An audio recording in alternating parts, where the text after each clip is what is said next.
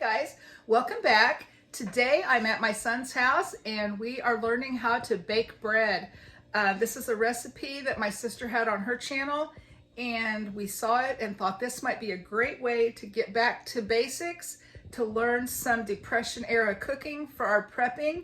And one of those would be to provide bread for our families. So Jonathan was willing to be my guinea pig.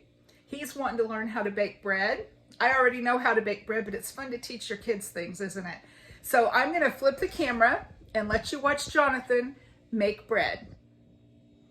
Okay, this is my son Jonathan, and this is a Tupperware That's a Bowl, and I promise it is clean. We use this to make our hot chocolate mix in the winter time, and it is stained but clean, all right?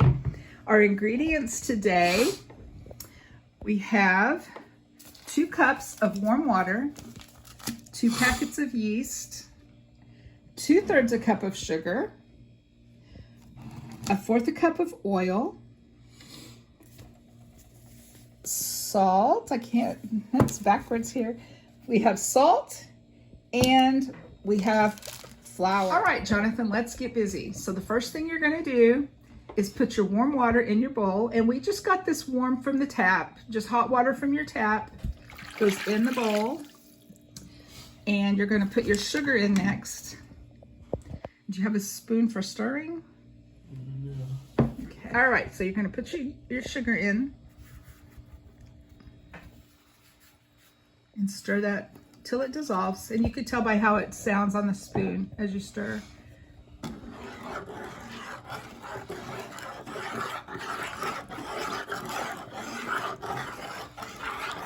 Do you know what the job of the sugar is going to be in your recipe? It feeds your yeast, right? Yeah. Nice warm water and sugar is going to feed your yeast to get it started. Okay. So now you're going to put it calls for 1.5 tablespoons. So only open 1 packet, and let's measure 1 packet of yeast and see what's in 1 packet of yeast. And here's a tablespoon measuring spoon. I know on Aunt Mindy's video, I saw her put 2 packets of yeast in. Maybe she doubled her recipe. Because I think you're going to you need 1.5 tablespoons.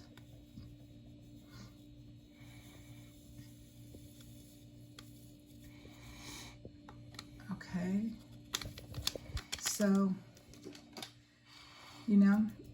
go ahead and put 2 packets in. Yeah, you just sprinkle it over the water, and then you're going to wait for it. It will bloom. They call it a bloom, but what it actually do is as the yeast activates, it will look foamy on the surface of your water.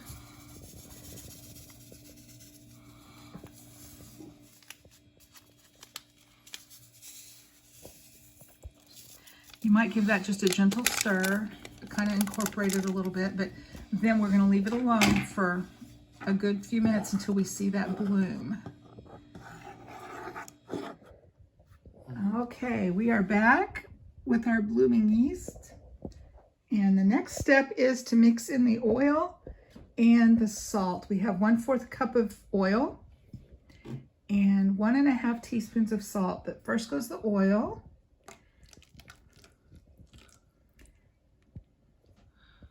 Okay, then your salt.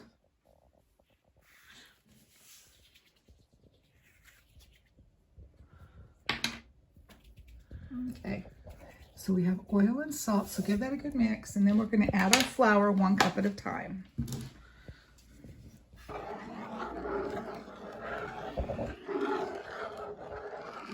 There, and here's your 1 cup measure. You're going to add 1 cup at a time up to 6 cups.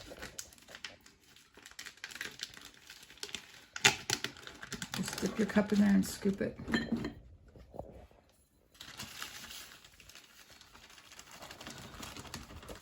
I brought flour from my prepper pantry.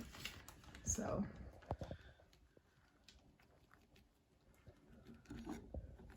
Okay, now you're going to get that pretty well incorporated before you add another cup.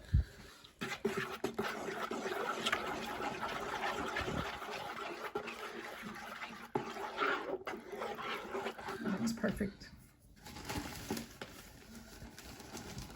That doesn't look very appetizing right now. And Aunt Mindy's, she adds, I think, 4 cups white flour and 2 cups of whole wheat. It helps keep Chris's blood sugar in check. So that's an option as well. But today we're just using white flour.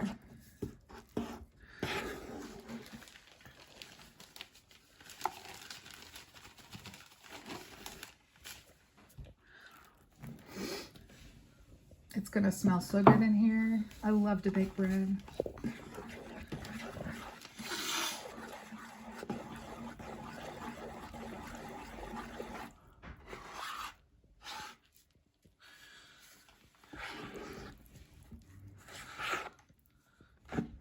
Also, I want to point out real quick, Jonathan, we're maybe not going to use quite all of the flour. See the line on the inside of your measuring cup?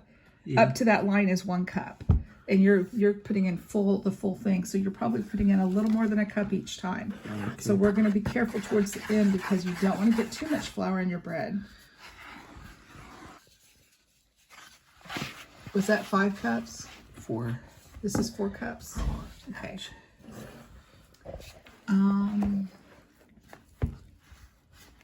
Okay, so here's my recommendation. I would not put a whole full cup in because, like we said, these measuring cups are really pretty Pioneer Woman measuring cups, but the line is down in the cup a bit. Let me show them. Yes. So yeah, just put a little at a time in and get that mixed in.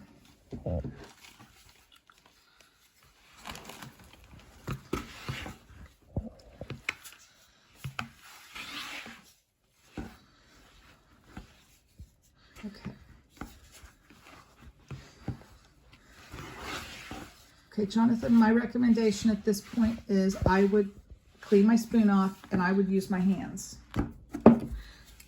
It's the best way to tell your dough because you don't want to add too much flour or your dough will your bread will be heavy and dry. I'll use that spoon when I'm also making bread today, but I want to film Jonathan doing his first, so. You're just gonna mix that. Okay, you might be ready for kneading actually. Yeah, feels. Yeah, okay. So let's get your kneading board. And you're gonna just sprinkle flour. Well, you've got some in your cup there. Yeah, that's good. Not too much, remember now. I would say that might be too much flour. Because your dough, put some of that back in your measuring cup. And if your dough gets sticky, you can add more flour, but you can't take flour out if you get too much. Yeah. Okay. And that's a nice little dough. You know how to knead, right? You push it away and, yeah, fold it over, push, fold it over. And as it gets sticky, sprinkle just small amounts of flour. Yeah, you're going to need just a little bit of flour. And it says to do that for 10 to 12 minutes. You're going to need that dough. So you might want to get your time. Okay. It's 11 o'clock. So while you knead that dough, I'm going to get mine mixed up. And we'll be back in just a minute and let you all know how it's going. Okay, I didn't get video of us kneading our bread. We kneaded for 10 to 12 minutes. And each recipe yielded 2 loaves of bread. That's Jonathan's bread, and this is mine. Now we have it in our loaf pans, and it's going to rise for an hour. Then we bake it, and I'll show you the end result. Okay, guys, so here's our bread. This is Jonathan's bread, and this is my bread. We've made a terrible mistake. We went directly from kneading our bread to putting it in loaf pans and letting it rise for an hour, but we were supposed to knead the bread and let it rise in a bowl for an hour and then put it in loaf pans for half an hour. So it looks pretty. It smells absolutely wonderful. It's very hot right now, so we're gonna let it cool just a bit. Then we'll do a taste test. Can you hear the hollow sound in the bottom of the bread loaf? So hot, hot, hot. See? Nice and crunchy. Look at the bottom of Jonathon's loaves. Yes, very good. Very good. Okay, we're gonna let these cool a bit and then we'll do a taste test for you. Okay, we didn't wait very long because you can see the steam coming off the bread. I sliced into one of my loaves. You can see it has a really, really nice texture. So I'm not sure. It does feel a little bit dense, maybe with letting it rise. It was supposed to rise for an hour in a bowl, and I completely forgot that step, and I know better than that. I've made bread before, but Jonathon buttered the top of his loaves, and oh, that's so pretty. Okay, Jonathon, slice the end off and do a taste test for us.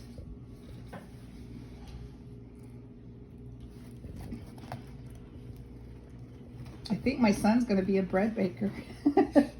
It is hot, isn't it? Yeah. I have a very awkward angle too. We'll move the bread around. There we go. Yeah. We couldn't wait. We didn't let it cool very long. Okay. All right. Let's see what you think.